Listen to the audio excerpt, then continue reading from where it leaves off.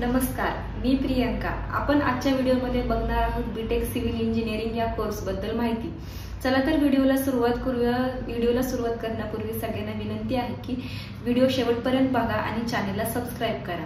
तर फर्स्ट आपण या व्हिडिओमध्ये बघणार आहोत की सिव्हिल इंजिनिअरिंग म्हणजे काय, सिव्हिल इंजिनिअरिंग मध्ये आपल्याला कोणकोणते सब्जेक्ट शिकण्यास भेटतात, त्याच्यामध्ये आपल्याला कोणकोणत्या क्षेत्रामध्ये आपल्याला जॉब करण्याची संधी भेटते आणि सॅलरी किती राहील आणि आपल्याला कॉलेजेस कोणकोणते आहेत इंडियामध्ये आणि महाराष्ट्रामध्ये सिव्हिल इंजिनिअरिंग करण्यासाठी। तर फर्स्ट आहे सिव्हिल इंजिनिअरिंग म्हणजे काय। तर सिव्हिल इंजिनिअरिंग हा 4 वर्षाचा अंडर ग्रॅज्युएटेड कोर्स आहे। त्यामध्ये विद्यार्थ्यांना रस्ते, पूल, इमारत किंवा बांधकाम या क्षेत्रामधील किंवा त्या संबंधित माहिती शिकण्यास भेटते। तसेच त्यामध्ये ज्या विविध टेक्नॉलॉजी आलेल्या आहेत नवनवीन, त्या सुद्धा विद्यार्थ्यांना शिकण्यास भेटतात। तर सिव्हिल इंजिनिअरिंग हा 4 वर्षाचा कोर्स असून त्यामध्ये आपल्याला 8 सेमिस्टर आहेत। त्यामध्ये आपल्याला कोणकोणते विषय असतात हे आपण आता पाहूयात। तर बेसिक इंजिनिअरिंग सब्जेक्ट आहेत ते म्हणजे फिजिक्स, केमिस्ट्री, मॅथमॅटिक्स, मेकॅनिक्स आणि इंजिनिअरिंग ड्रॉइंग। हे झाले बेसिक इंजिनिअरिंग सब्जेक्ट। म्हणजे हे सब्जेक्ट आहेत ते आपल्याला सगळ्या ब्रांचमध्ये किंवा सगळ्या इंजिनिअरिंगचे जे कोर्सेस आहेत त्यामध्ये आपल्याला सेम असतात। तर तसेच आता पाहूयात की सिव्हिल इंजिनिअरिंग मध्ये आपल्याला कोणकोणते सब्जेक्ट असतात। तर फर्स्ट आहे स्ट्रक्चरल इंजिनिअरिंग, त्यानंतर आहे हायड्रॉलिक, थर्ड आहे अर्थक्वेक इंजिनिअरिंग, त्यानंतर ट्रान्सपोर्टेशन इंजिनिअरिंग, कन्स्ट्रक्शन इंजिनिअरिंग, नंतर वॉटर रिसोर्सेस मॅनेजमेंट, नंतर प्रॅक्टिकल ट्रेनिंग। हे आपल्याला सब्जेक्ट सिव्हिल इंजिनिअरिंग मध्ये शिकण्यास भेटतात। आता पाहूयात की सिव्हिल इंजिनिअरिंग मध्ये जर आपल्याला ऍडमिशन घ्यायचं असेल तर आपल्याकडे कोणकोणत्या स्किल्स असल्या पाहिजेत। तर सिव्हिल इंजिनिअरिंग मध्ये आपल्याला जर ऍडमिशन घ्यायचं असेल तर फर्स्ट आहे आपल्याकडे लिडरशिप क्वालिटी असली पाहिजे किंवा आपल्याला सगळ्यांना सोबत घेऊन चालण्याची क्षमता आपल्याकडे असली पाहिजे किंवा लीडर वर्क आपल्याला करता आलं पाहिजे। तसेच आपल्याला ज्या नवीन क्षेत्रामध्ये, ज्या बांधकाम क्षेत्रामध्ये ज्या टेक्नॉलॉजी आलेल्या आहेत त्याचं थोडंफार देखील ज्ञान असलं पाहिजे, गुड कम्युनिकेशन स्किल असलं पाहिजे। ह्या सगळ्या स्किल आपल्याकडे असल्या पाहिजेत। आता पाहूयात की सिव्हिल इंजिनिअरिंग मध्ये जर आपण ऍडमिशन घेतलं आणि सिव्हिल इंजिनिअरिंग हा जर कोर्स आपण कंप्लीट केला तर आपल्याला कोणकोणत्या क्षेत्रामध्ये आपण जॉब करण्याची आपल्याला संधी भेटू शकते। तर फर्स्ट आहे आपल्याला कन्स्ट्रक्शन इंजिनिअरिंग या डिपार्टमेंटमध्ये। तर कन्स्ट्रक्शन इंजिनिअरिंग या जर डिपार्टमेंटमध्ये आपल्याला काम करण्याची संधी भेटली तर आपल्याला त्यामध्ये कोणकोणते काम असतं। तर फर्स्ट आहे सिव्हिल इंजिनियर म्हणून आपण काम बघू शकतो, तसेच प्रोजेक्ट मॅनेजर म्हणून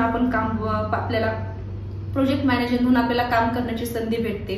तसेच विविध जे गव्हर्नमेंट आणि प्रायव्हेट सेक्टर आहेत, म्हणजे गव्हर्नमेंट सेक्टरमध्ये सुद्धा आपल्याला जॉब ऑपॉर्च्युनिटी भेटू शकतात सिव्हिल इंजिनिअरिंग झाल्यानंतर आणि प्रायव्हेट सेक्टरमध्ये सुद्धा आपल्याला जॉब ऑपॉर्च्युनिटीज भेटू।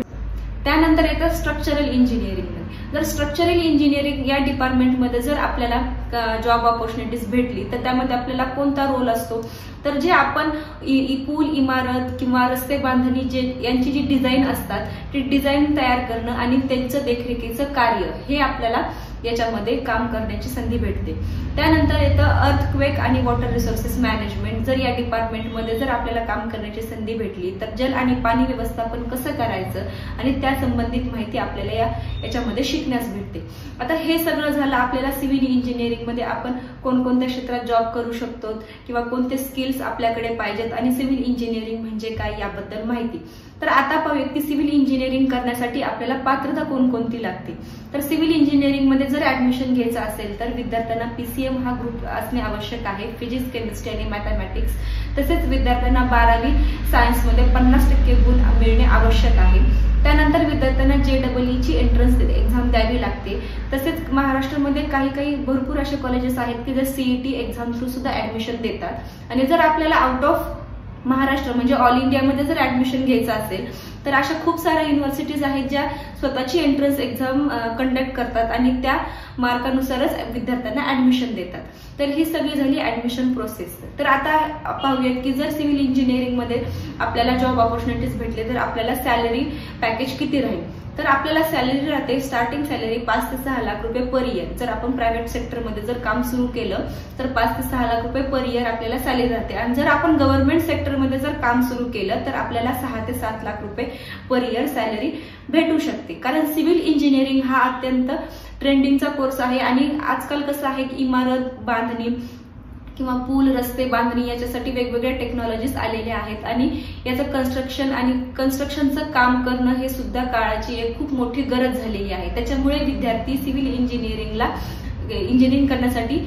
प्रेफर करत आहेत. आणि जर विद्यार्थ्यांना ऍडमिशन घ्यायचं असेल सिव्हिल इंजिनिअरिंग या कोर्ससाठी तर भारतामध्ये अशा खूप साऱ्या प्रायव्हेट युनिव्हर्सिटीज आहेत ज्या आपल्याला सिव्हिल इंजिनिअरिंग कोर्स प्रोव्हाइड करतात कमीत कमी फीजमध्ये.